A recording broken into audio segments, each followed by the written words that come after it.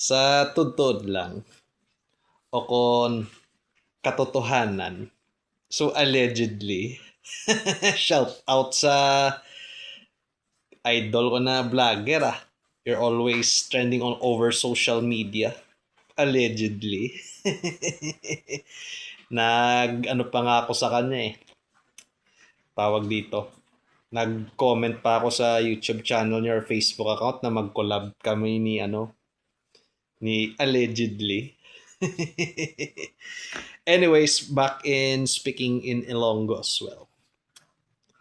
Nang ano gani man. Grabe jaya suya ko as in ng ano ni man.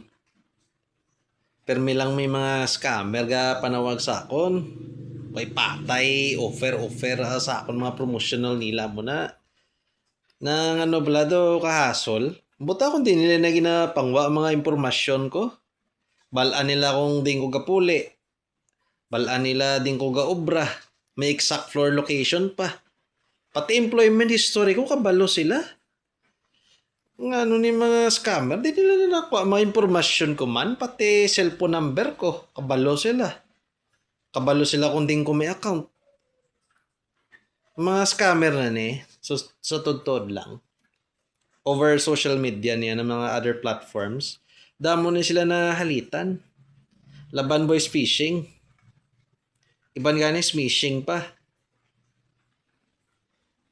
Ang mga scammer na ni, ang gina-target nila ya, mapaka 1,000 o kon milyon man da ang unod sang imo bank account, pag interesa na nila para makaganar na sa kwarta. Amo na, pagdublihalong kita. Hindi ta sali entertain sa mga unknown na mga phone number o kon mga unknown email or text na i-click naton na hindi gid tayo makipag-transaction sa mga over the phone na conversation sa ila na. Kaya nga manghalit na sila. Ubuso na nila mo kwarta. Ang mga scammer na ini, mapa 1,000 man o kon milyon man ang unod sang imo account, kawato na nila. Miski imo credit card. Amo na, hindi ta maghatag informasyon sila. Never miski mamangkot sila o magpagpahog pa da. Amo na pagdoblihalong kita. Kay damo sila permi ginahalitan ng mga Pilipino. Hindi lang ni sa Pilipinas kakalatabo ang mga modus sa iba na bansa. Kakatabo man eh. Iban gani $5,000.